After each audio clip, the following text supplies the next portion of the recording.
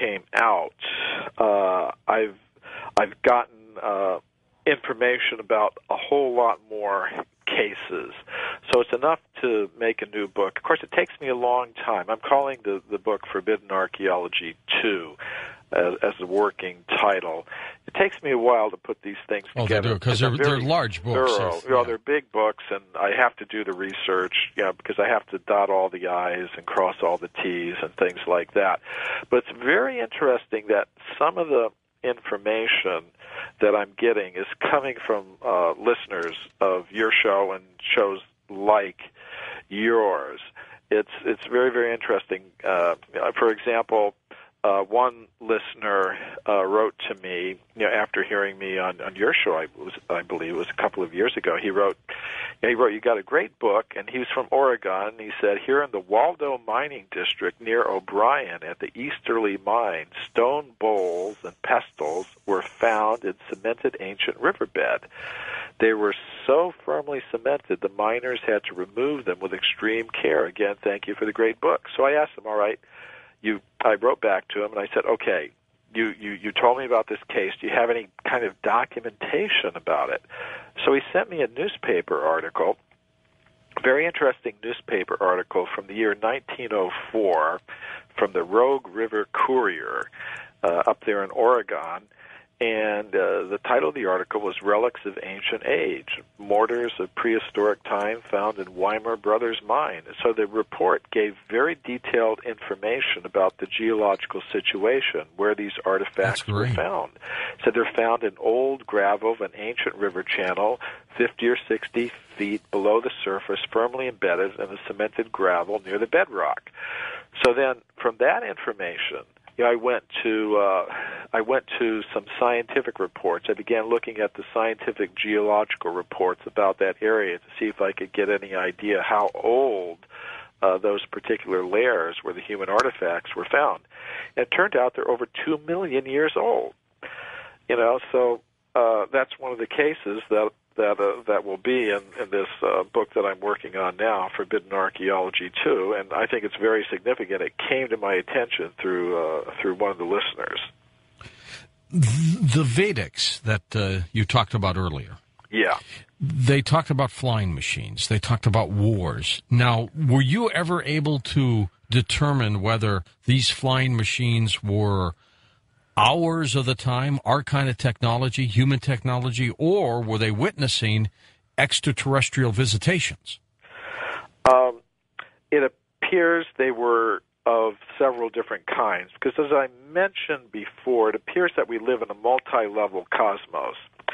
So there are very detailed descriptions of these aircraft and spacecraft. They're called vimanas, given in these ancient Sanskrit writings. They're not like just some vague mentions. They're very detailed descriptions of them.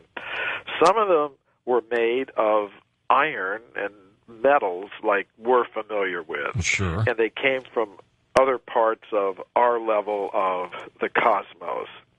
And so they're described. Some of those are described. And some of them come from this more subtle region, from the more subtle regions of the cosmos, and they have different kinds of abilities. Yeah, it's very strange. These, if you look carefully at the reports of the modern UFO phenomenon, you'll see that, well, some of them appear to be quite clunky machines, but some of them, once I was giving a lecture on forbidden archaeology in Germany, and there was a pilot for one of the major American airlines that flies across the Atlantic. He had come to the lecture, and afterwards he was talking to me. And we got onto the topic of UFOs for some reason. And he told me how once he was flying across the Atlantic in a 747, he said he saw coming directly towards him, he saw an object, flying object coming directly towards him. Must have scared the heck out of him. And it was closing at just this fantastic rate of speed. And he said just before it hit the plane, it just went straight up. Oh. Just straight up. Did he see detail on it? And he said, he told me, he said, but we never report stuff like this because the second that you're supposed to report it, but he said if you report it, then your career is pretty much finished. You'll be investigated. You'll.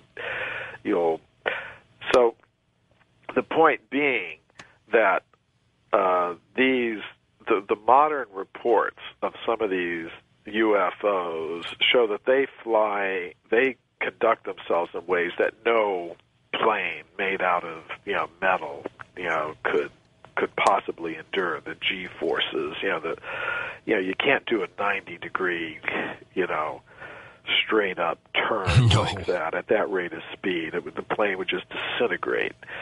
Those are great stories, Michael. So I think that, as I said, a lot of there's one group of the modern UFO alien abduction type researchers that see that the phenomenon sort of shades more into the mystical, paranormal, spiritual type of area. So I think these ancient Sanskrit writings, they describe both kinds of things. They described some of these craft as being made of ordinary metals and things like that, but others are being more composed of more subtle energies and operating on a different level.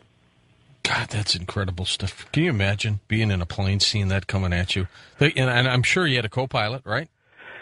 Yeah, he didn't talk about what his co-pilot said. But that was a expletive deleted, right?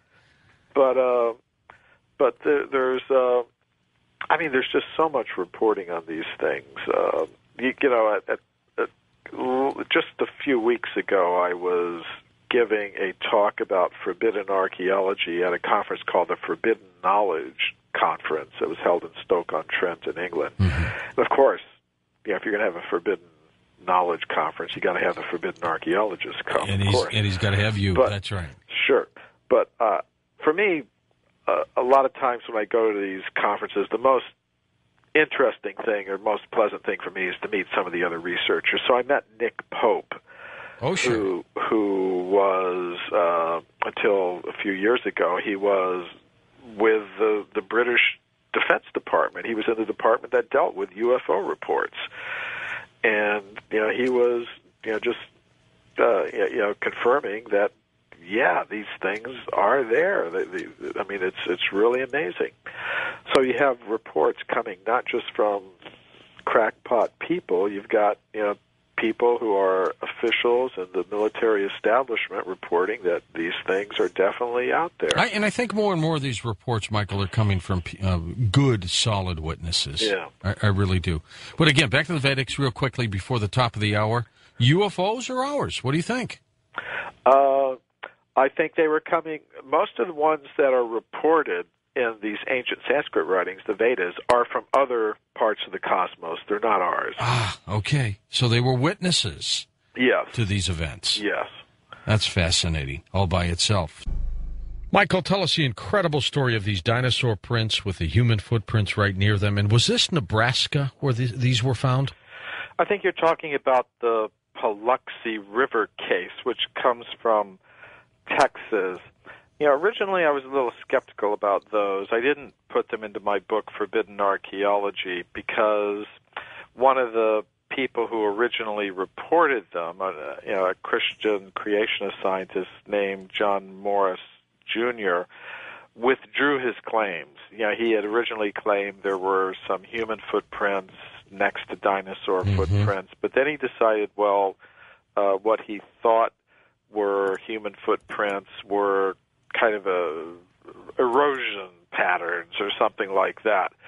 So I sort of put that file away. But then, again, a listener to your show, to Coast, I believe, got in touch with me. She was an archaeologist